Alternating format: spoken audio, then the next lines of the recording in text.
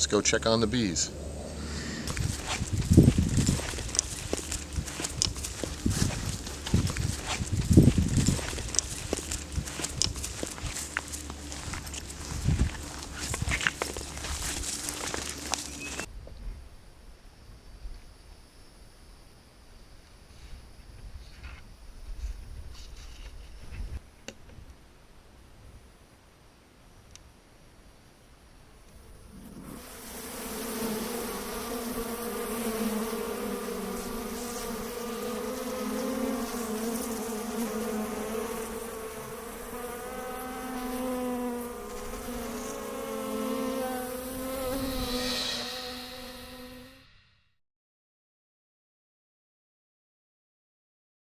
Bees are insects, worker insects, and they fly around and they collect pollen off of flowers and plants, and they make honey. Anthony Agnelli has been beekeeping in the backyard for quite some time now, not only to make honey, but to keep our agriculture safe and prosperous.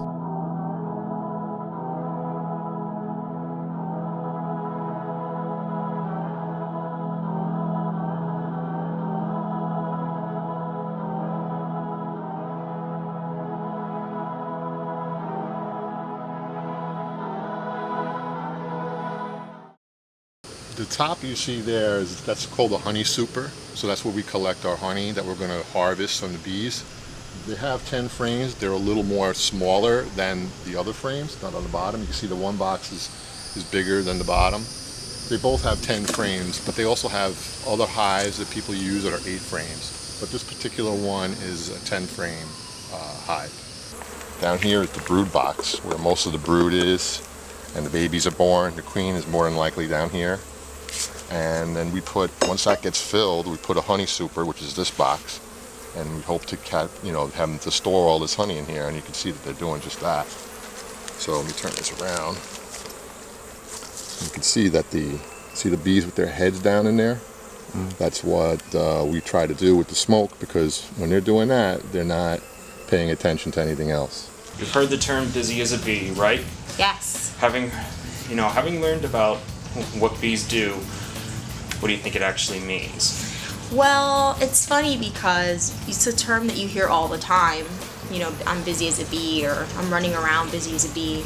And it's funny now, because now that I actually really know how busy bees actually are, it makes so much sense. And I don't know if people could actually be busy as a bee, because bees are literally working 24 hours a day, 7 days a week, constantly, nonstop.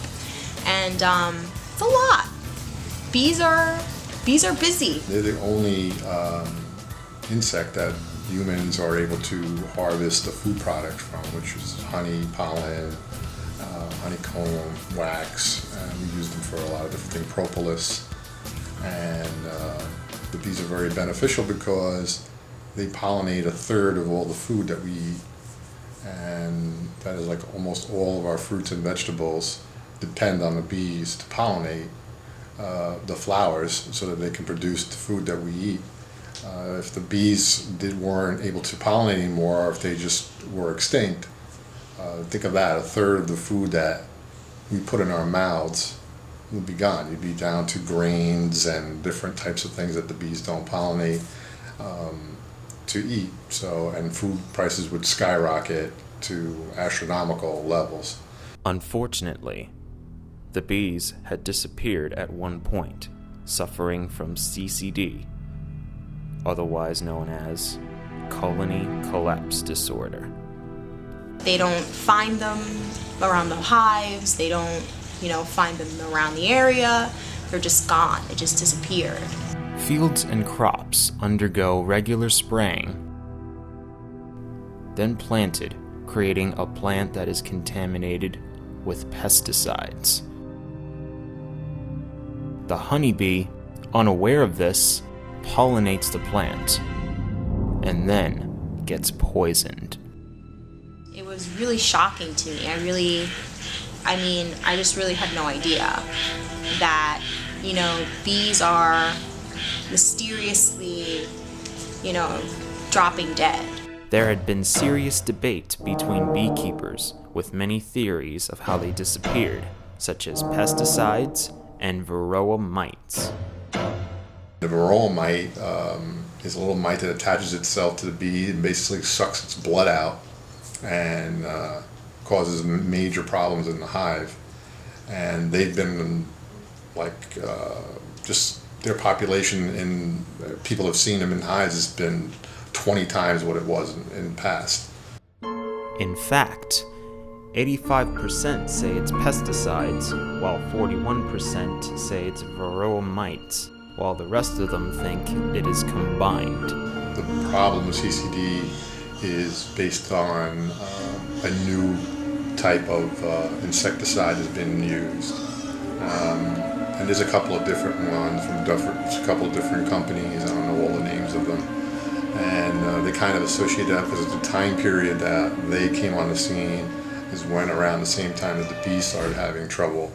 I'm still afraid of bees, but at least now I know that, before I swat at it to try and kill it, I know that it's doing something really good and really important, They're fascinating animals.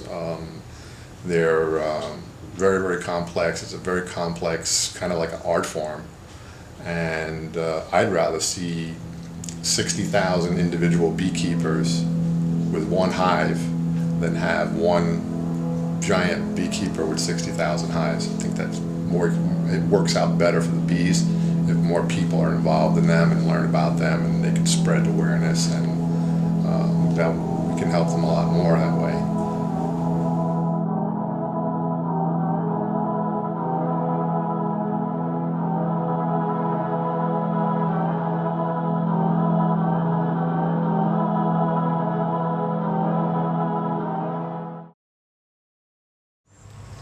I'm Anthony Agnelli, director of The Missing Buzz. I'd like to say thank you for taking the time to watch this documentary.